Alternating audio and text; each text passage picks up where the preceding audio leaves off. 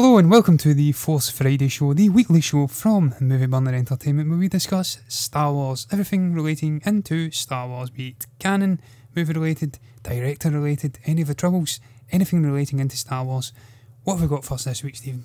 Yeah, coming up, John, from Deadline.com, Solo director Ron Howard responds to fans' Star Wars lament.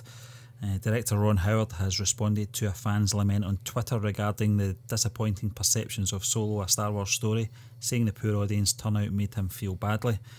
Fan Chris Fairbanks tweeted, "I've been reading so many theories as to why Solo hasn't been doing so well at the box office. Sad to say, some Star Wars fans are snubbing Solo because they're still upset over Last Jedi. If so, they're missing out and punishing a good film for something that's not its fault." Howard responded that he was proud of his film and feels badly that the fans are not turning out, even when they likely would enjoy the film.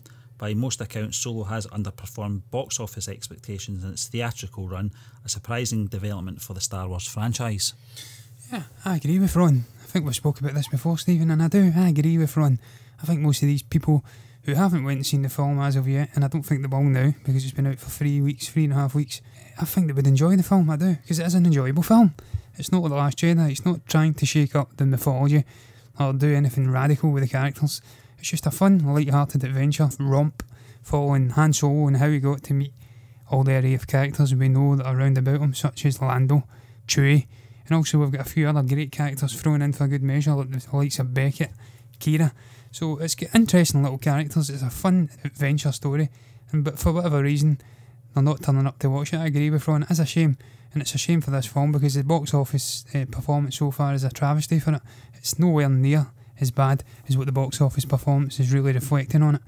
We've discussed this before as well, Stephen. I think it's the worst performing Star Wars film just all over in terms of box office, opening weekends, drops, overall gross so far. It's flopping and it's a travesty because it's a decent enough film. I think it's easily on a par with Deadpool 2, and Deadpool 2 is doing more successful by quite a bit. And I agree with Ron Howard, it's a very sad state of affairs.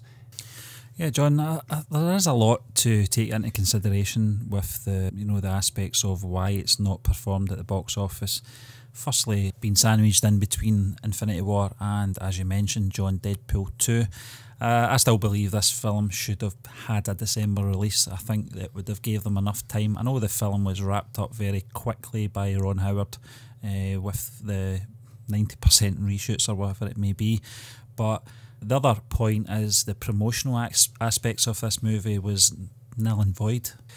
We got the teaser trailer I think a month before the film's release, and I think maybe a week later we got the full trailer if I can remember correctly. I just don't think it was enough time to really push the promotion side of the movie. The other thing is as well that we're going back a few years now when this was announced.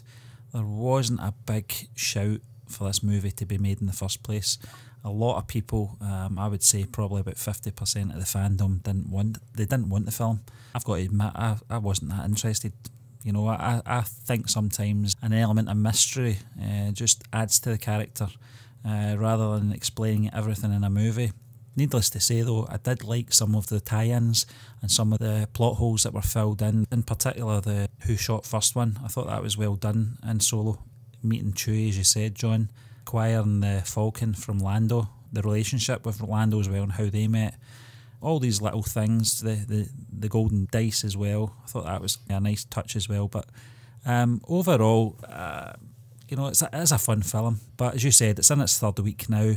It's not going to start picking up now, unfortunately, and it's just unfortunate. But the other thing as well, John, I feel sorry for Ron Howard. By all accounts, he wasn't too keen to take over from Lord and Miller, but he's obviously got a lot of friends at Lucasfilm. You know, he's got a long history with George Lucas as well, and he probably felt that the pressure was on to help his friends out. I think he delivered a first-class movie, very enjoyable.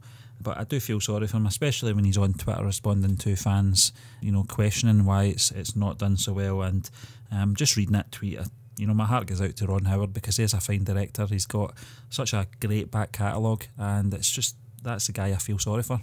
Yeah, in actual fact, his interactions on Twitter, just over the whole period in which he has been involved in the production and also directing, so it's been a breath of fresh air. The way he's interacted with the fans and just putting little snippets in. He comes across as a genuinely likeable chap, a genuinely nice chap. He's got a storied career, Stephen. He's put out some incredibly memorable films. This is probably not on a par with some of his best films, but it is a good film nonetheless. But just looking at the box office performance, it has only grossed around $300 million worldwide. And the way that they're saying it's projecting out, you're looking that it's struggling to maybe break $365 million by the time it's finished. That is an absolute catastrophe for this film. As I says, it doesn't deserve it because it's much better than those box office numbers would suggest. Those final grossing numbers would put it on par with the 50 Shades sequel, which is just, and that in itself is a travesty because that is an abomination of a film. But just for the reason as to why, you touched upon some of the reasons as to why this has just been the case. I think the most obvious reason for me would probably be the backlash against Kathleen Kennedy and Lucasfilm in general. After the divisive nature of The Last Jedi, that is the biggest reason for me. There's a lot of mainstream channels on YouTube and stuff like that that are just glossing over the truth. They're not owning or highlighting the backlash and the boycotting stories for whatever reason. I don't know if they've got their own agenda to push.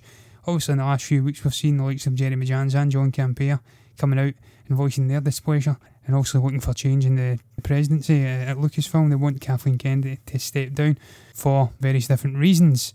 But that is to me the most glaring reason for this film's underperformance. The other reasons, as you touched upon, Stephen, would be the release date. Bringing it out in May, this is a completely different era now to back in the 1970s and 1980s. There's just way too much competition, some monstrous releases coming out. This is probably a busy year even by summer blockbuster standards. When you've got a film like Infinity War, which isn't even classed as a proper summer blockbuster because it came out just prior to the traditional summer period, coming out in the early May, and then you've got Deadpool 2 coming out. It's just ridiculous. It's too busy. I don't know why they continued on with that terrible idea of releasing it in May. I know it was for tradition's sakes and stuff like that, but this film should have been out in December. It may have salvaged maybe a couple of $100 million because, as you says, the promotional aspects, it was just a joke, and that was purely down to the catastrophe behind scenes as well, with the production having to reshoot. They didn't have enough time. They had to fight against poor perceptions in the public. Obviously the publicity for this film was just ridiculously poor in the lead up to it coming out, so they had to leave it really late to push any promotion out, trailers. It was all very last minute, and that hurt it as well. If they'd left it December, they would have had a much longer period to slowly bring out trailers and push the film a little bit harder. And when you compare it to the other big releases that came just around about the same time, Deadpool 2, one of the major reasons I think behind that film's success, apart from it being a fantastic film which is full of laughs and it's just a great cast, it's just the amazing promotion of it. The trailers were incredible and they really pushed it hard, and I think that's been the big deciding factor. That and the fact that you've not got half your fan base split and boycotting it. Well, that's the thing, John. That's probably the one that really stands out for me as the release date of this on the back of The Last Jedi. You know, it really bugged me that Rian Johnson decided to have a public spat with these so-called man babies in the midst of this film's release. This hasn't done Solo, A Star Wars Story, any favours either. I think it's very unprofessional actually from the director to come out and speak like this. I understand he's defending his corner on his movie, but I just don't think it was the right time. Rian Johnson is a director, he's a fine director, you know. I enjoyed Brick and I enjoyed Looper, but he certainly doesn't like criticism. And this is coming from a guy, you know, there's a video going about just now that his intent, this was from about 2003 or something like that, where his intent was always to have people really love his film and the other half to really hate his film. Well, you don't do that in Star Wars, I'm afraid. You can't do that with the fan base. You don't experiment with people that way. This is the result of that. Whether you love The Last Jedi or you absolutely hate it, there's certainly a split in the fandom. And this has had a knock-on effect with Solo, A Star Wars Story, I'm afraid. And as I said, having this public spat in the midst of it, that's why I've got more respect for Ron Howard, because it's him and his film that is taking the hit here because of all of these spats between the Star Wars fans and the director of the previous film. And I just feel that sorry for Ron Howard over this. Yeah, it's a real shame for Ron Howard, Stephen, that he's bearing the brunt of the backlash, really.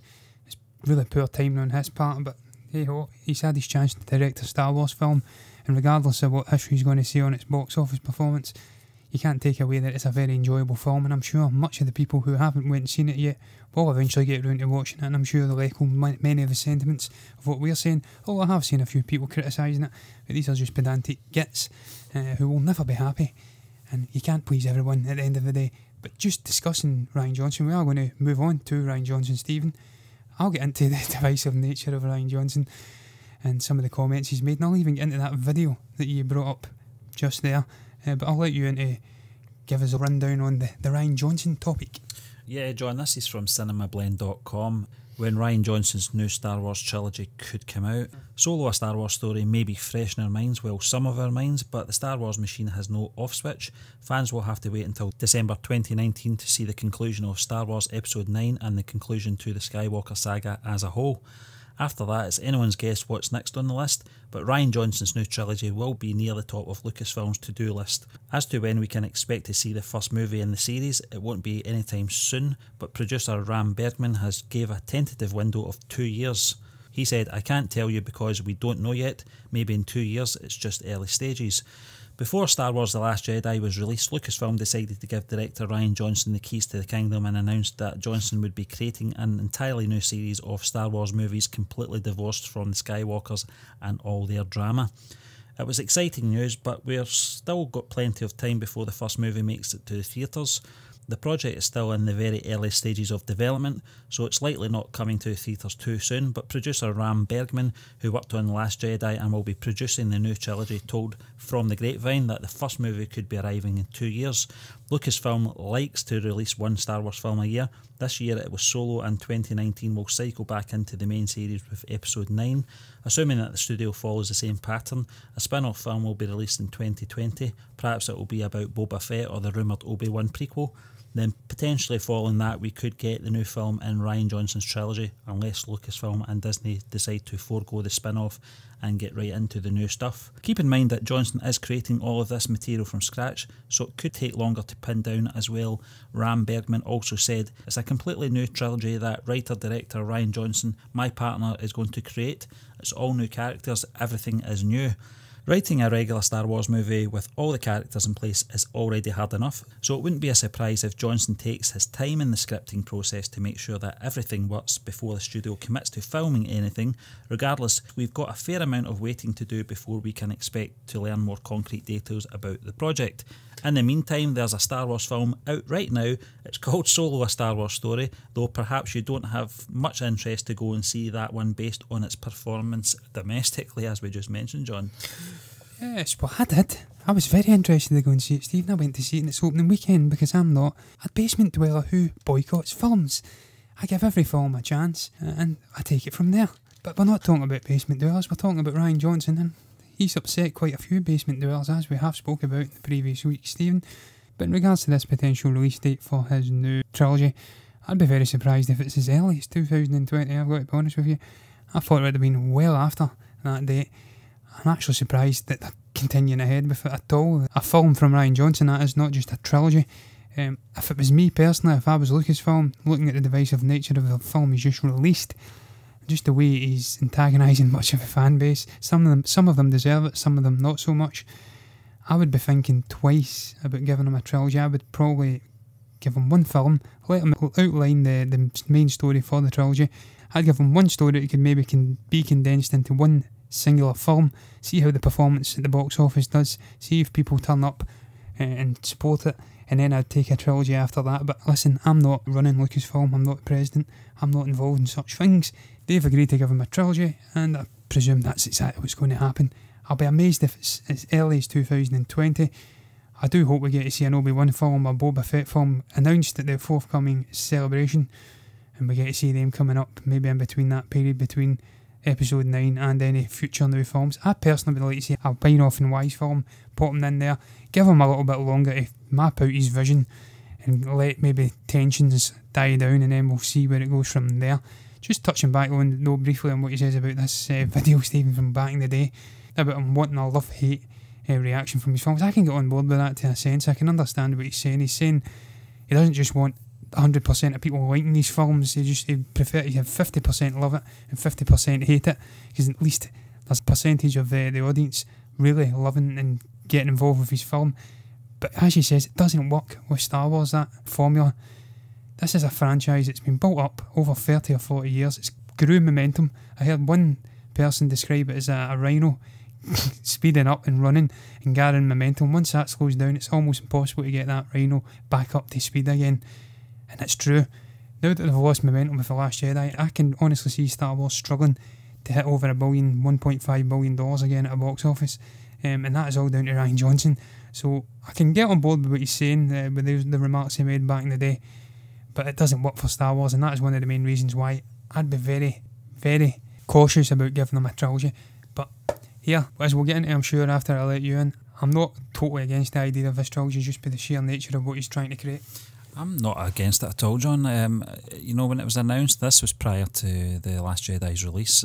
Just on his previous work, I was looking forward to it anyway, especially since it's taken away from the original arc and the Skywalker saga. It gives him an opportunity to create his own worlds, his own stories, without having any effect on what's already there. That's the biggest problem with Rian Johnson's film and the fandom. After the prequels, it has to be said that The Force Awakens went a long way to rebuilding those bridges with the fan base. There was still a lot of people not happy with The Force Awakens, saying it was a rehash of A New Hope, and I get that. I think there was a lot of homage to A New Hope in there. But The Last Jedi wasn't as satisfactory to a lot of people. The handling of certain characters wasn't satisfactory. And I get what you're saying in regards to this 15-year-old film that's been doing the rounds on YouTube, John, in regards to what Rian Johnson's setting out to do with his films. That's okay in independent films like Brick and Looper. And as I said, that'll be fine in this Star Wars trilogy that he's been given as well, because it's not having any knock-on effect to Han Solo or Luke Skywalker or General Leia or any of the new characters either. It's going to be there'll be nothing to compare it to, because it's going to be in a different time, it's going to be in a different place, different characters, everything's going to be new, so no one can say it's going to be a disappointing second part to a continuation of a story or anything like that. So I'm still on board for this trilogy if he survives that long, because there is obviously rumours going about that possibly his trilogy could be pulled. I wouldn't like to see that happening to anyone, I've got to be honest, regardless of my own thoughts and feelings on The Last Jedi. I think this is where his strengths will be anyway. Yeah, that's exactly what I was going to expand upon, Stephen. But I'll just come back into some of the points you did make. That is much of the reasons behind the divisive nature of The Last Jedi and just the backlash against Rian Johnson. It's purely because of his handling of the legacy characters. I've heard a lot of people describe him as the likes of Luke Skywalker, and even Carrie Fisher, having her do a Mary Poppins act out in space. I actually didn't mind that. I said it at the time and I stand by it. I didn't mind the space scene. I thought the handling of it was quite cool, the way it was a kind of a music box take on the Leia theme, and just getting to see her using the Force again. I know a lot of people weren't happy in the extravagant way in which she used the Force, but she was clearly Force sensitive. She was the twin of Luke Skywalker. This is a guy who had unparalleled potential. Well, she had to have tapped into that in some way because she had that connection with him. So I had no issues with that scene. But yeah, just the way he handled those characters, that is the real reason behind the backlash. That and the fact that he's not really endearing himself to the fans that weren't best pleased with The Last Jedi. He's just the way he's throwing subtle insults their way, and that's not helping them either. But I would agree about the potential new trilogy. The way, as I says, I wouldn't personally give him a trilogy. I'd give him one film, allow him to outline the trilogy as a whole, see how it performs after that, and then take it from there. If we are to see a new trilogy, I wouldn't be totally adverse to it, because as you says, it's a totally new story. He's crafting it from the start, and I did like the way that he shook up the mythology in the Last Jedi.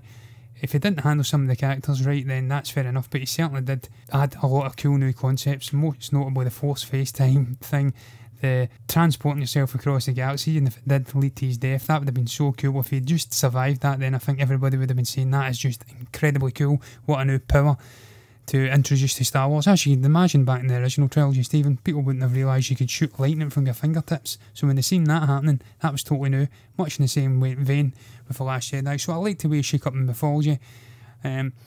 And if he's creating his own new story, he can introduce any character he wants. He can introduce a whole host of new worlds. He can introduce more of this mythology breaking force abilities and whatever else he wants to put in. I don't know whether it's going to be focusing on Jedi characters or it's going to be focusing on a completely new race. It could have been something like that Vong. I can't remember what the hell they were. It came from a different galaxy. It could be going totally on an 80 degrees turn and doing something completely different. But he's got that freedom, that open sandbox to do what he wants. He's not confined with the limitations of the saga trilogy and having to worry about, I can't do this with this character because he's got a storied past. I can't do this, that'll upset people.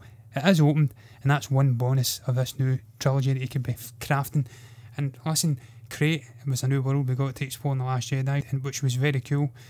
Just the way the salt was flying up into the air, it was an amazing visual world. So we know he's got that in his locket to create some interesting new worlds. I'm sure he can create an interesting story with characters, and I'm not totally averse to this trilogy if it was to happen. Visually, it's the best Star Wars film out, John. Yeah. I don't think there's any doubt about that. Yeah. You've got to look at some key moments in that movie as well that are up there with some of the best Star Wars moments. Firstly, the Luke and Yoda sequence on Act 2. I thought that played out very well, very emotional, just to see that character again as well. But his interactions with Luke Skywalker once more, and obviously the dialogue as well, I thought was right up there with The Empire Strikes Back. Some of Yoda's lines were just so memorable and so meaningful, and I felt that he got that right. He's a terrific writer, Rian Johnson. Let's not take that away from him either. The other one was the Luke and Leia moment as well. It would have been an absolute travesty if that was not in the film after what sadly happened to Carrie Fisher, and it was such a memorable moment, so emotional, written beautifully. I thought the score in that scene as well was just perfect. And then obviously the face-off when Luke goes out to face the First Order, such an iconic scene already. So you've got to take the positives.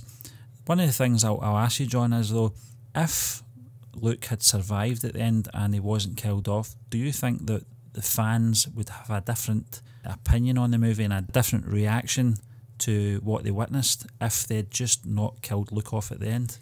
Absolutely do, Stephen. I think that would have completely turned it for a lot of fans. One of the biggest gripes is handling of Luke Skywalker, just the fact it didn't get a big part to play in The Force Awakens, and then when we did finally see him in The Last Jedi, he was this disenfranchised, grumpy old guy that most people couldn't connect with. And well, the thing, John, is that I think most people thought this is the film that Luke Skywalker's going to kick ass in, and he didn't. He just didn't. I think that was a disappointing part of it as well. Yeah, see, I wasn't too fussed with that element of him not kicking ass, if you like. I did want to see him unleash the green lightsaber, but I actually didn't mind the overall direction of Luke's character in the film. I understand he's an older guy now. He's went through a lot of shit, and his mentality's changed throughout the years. I just didn't like the fact that he killed off at the end of the film, so I'm certainly one of these people. That would have completely changed some of my negative slants on the film, because you can put up with the Canto Bight stuff that's superfluous to the story and doesn't really add anything if the overall story's progressed. And certainly seeing Luke Skywalker surviving through and maybe training Rey to become a bigger, powerful Jedi Master 3, 4, 5, 6 years in the future for Episode 9, that would have completely changed a lot of opinions. Yeah, I definitely think it would have. Yeah, one guy that I think would have loved to have saw Luke survive is former director of Episode 9, Colin Trevorrow, John. This is from Digital Spy, it came out, and this was an article. Former Star Wars Episode 9 director Colin Trevorrow has once again opened up about being axed from the franchise. The Jurassic World director departed the project last year and was later replaced by the Force Awakens director J.J. Abrams, with speculation surrounding the reasons behind the decision. One rumour suggested the negative reaction to his last movie, The Book of Henry, may have played a part, and he was asked whether this may have been a reason in recent interview. I don't know, Trevorrow told Approx. I can't really speculate on it. I'll tell you that the reaction to The Book of Henry was far more damaging than the actual movie, and I don't mean specifically at Lucasfilm.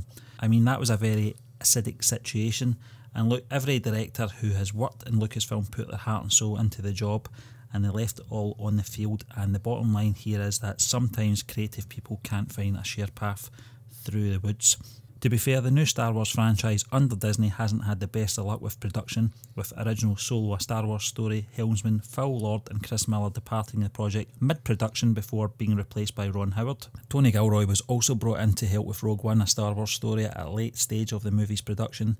I know all of them, Trevorrow said. They are friends of mine and I was very close to them through all of their experiences. And Star Wars is a very personal thing to all of them, to a lot of people, and there are some people out there, and I know folks might think this is crazy, but people like me who actually believe that there is an all-powerful force that binds the galaxy together. And when you're one of those people, you're dealing with your personal belief system. You're not just dealing with a movie. And so that is a very personal loss. Announcing Trevorrow's departure from the project last year, a statement was released saying that Lucasfilm and Colin Trevorrow have mutually chosen to part ways. Colin has been a wonderful collaborator throughout the development process, but we have all come to the conclusion that our visions for the project differ, the statement continued. Yeah, I think this is a very interesting interview from Colin Trevorrow, Stephen. I think this is kind of him subtly giving an idea of why he was given the old heave-ho treatment. Also, there was a story came out, it was unconfirmed rumours. I think it was from an insider at Lucasfilms that says that he had left due to creative differences between him and Kathleen Kennedy, who of course has many a creative conflict with many a director. This is about how many third or fourth directors she's had a problem with. Sometimes you have to look in the mirror and say, maybe I'm the person that has a problem, but I'm getting sidetracked. We're not talking about Kathleen Kennedy again, we spoke about her last week. But I digress, this leak or insider had come out and says that there was a creative conflict between Trevorrow and Kathleen Kennedy over the direction of one particular character, Luke Skywalker, and whether he would survive through to episode 9. And apparently they refused to keep him alive getting into the final film. Both Kathleen Kennedy and Rian Johnson wanted him to die in that film and that story, and that's why he left. And I think this is now kind of confirmed that the way he says one particular sentence, that he got to tell a story to George Lucas, and that he also got to tell the story to Luke Skywalker. He doesn't say Mark Hamill, he said Luke Skywalker, and this was an experience he would cherish for the rest of his life. That, I think, is just a subtle little confirmation from the man himself that it was over Luke Skywalker. I think it's pretty clear that he's a massive fan of Star Wars. He gets it. The comment about him believing in a force that binds everybody together and that being a religion of sorts and that it really hurt him having to leave the project confirms that he's a big fan of Star Wars, and I think Luke Skywalker is his favourite character, and there's obviously been a creative conflict there. He's wanted to get his hands on this character, have a part in weaving his story and seeing what he can do with him in the final chapter of this saga trilogy, and obviously Kathleen Kennedy's put pay to that, and that of course has led to him stepping away from the trilogy and of course episode 9.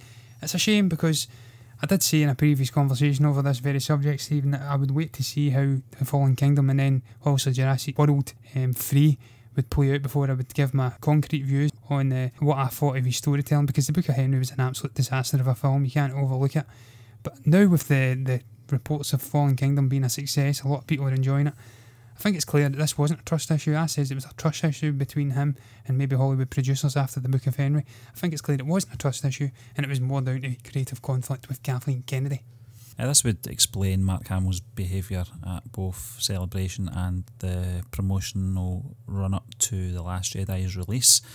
If what this report is saying that Trevorrow discussed this with Luke Skywalker, who is obviously Mark Hamill, I can understand why an actor would be very excited if those reports are correct and the direction that he wanted to take that character. From an actor's point of view, it certainly would have excited someone like Mark Hamill, I would imagine.